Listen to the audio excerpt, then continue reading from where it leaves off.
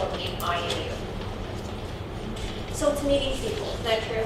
And I'm not saying every single day you're going to be like racing out of your house and saying, who am I going to meet today? But you never know, isn't that true? But even at your own places of business or places that you're involved with community or anywhere, it's not just meeting, but it's even getting to know somebody a little better.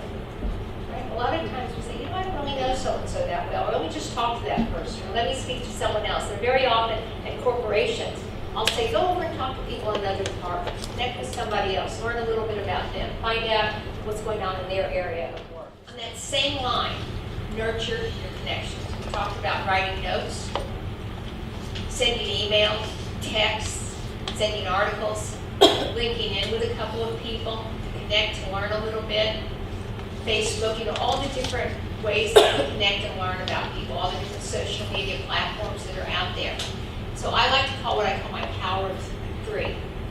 Every single day, I look at my different people and my different networks to say thank you to reach out to ask a question. Usually it's to say thank you. And what happens is I'll think about those people that are female preferred, which is usually a lot, as you can imagine, and I'll think, okay, here are 3 people that I need to go back to and say thank you to. And I have something I call my thank you chain, which I'll tell you about in a minute. And then 3 people that might be phone people, right? So I want to give them a call on the phone, leave a voicemail. If they're there, you talk to them. But if not, you leave a message, right? Somebody said, you said leave 3 voicemails. I said, well, the person's there, speak, obviously. And then 3 texts now, because a lot of people are text, right? And then in addition, my notes. Again, that doesn't take a lot of time. Even if you do 1 a day of all those things, you'll see you're expanding your network already. So it's just having that mindset and that idea right there. So it's really nurturing those relationships all the time.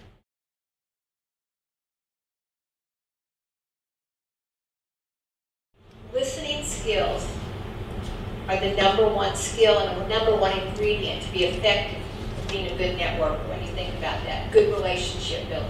Because you've got to listen with 2 ears, right?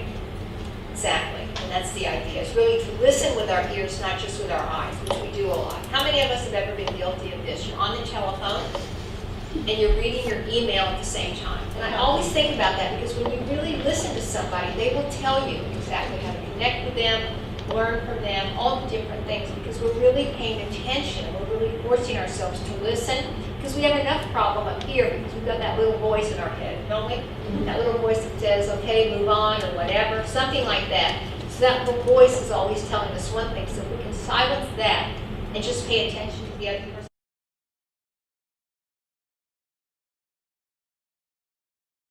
Create connections for other people. So create advocacy, if you think about that. Find ways to make other connections. I mean, I love to do that, and I'm sure a lot of you do too. It's like a lot of times you might do it through email or through a phone call or whatever. You might say, I'd like to introduce the 2 of you. There may be some synergy here. Maybe, so what happens? It never keeps score. Isn't that the other great thing? Just do it. The more you give out, things have a way of coming back when you least expect it. My wonderful Father, who's up in heaven, always looks down and says, he said this on earth every day, give without remembering, receive without forgetting. And that's the key. Give without remembering, receive without forgetting. The thing is, the more you give, you don't even remember anymore who you gave to. You just give it out all the time. But never receive anything without sending a note, saying thank you. Never forget, no matter what happens, even if it doesn't turn into something totally positive. And it's so key when you think about that. So it's creating advocacy all the time.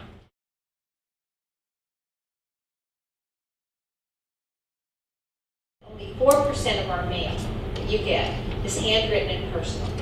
A lot of times you go to your mailbox, if you go to your mailbox anymore, right? I hope you do. And you find a lot of things in there that you might not have asked for, correct? They just come to you because they come monthly as visitors, like bills or something like that. Or things that you didn't want. I used to be in the direct marketing industry, which is published a magazine in that world. So, mail that you perhaps weren't looking for, but then all of a sudden you said, wow, how did they know that I like golf? Or how did they know I like this? Or whatever. And then all of a sudden it's like you wonder, well, today we can do that even faster and quicker, of course, because of the internet. But the idea is writing a note to somebody, handwritten, I call it your 46-cent investment plan. Because 46 cents is what? The price of a stamp today. Right? or else you can micromanage. But the idea is, what you do is, I like to do it, I do 3 a day. To 3 different people. They're in my network, my database, people I've connected with, met. This is besides everything else, and I'll tell you why. Part of what we talk about nurturing a relationship is when you think about that, you write a note to somebody, just to say it's great to meet you, or great to connect with you, or people you already know, thinking of you, if there's an article or a suggestion or whatever. Again, 3 a day at the end of the week, it's 15 at the end of the year. I've actually touched over 700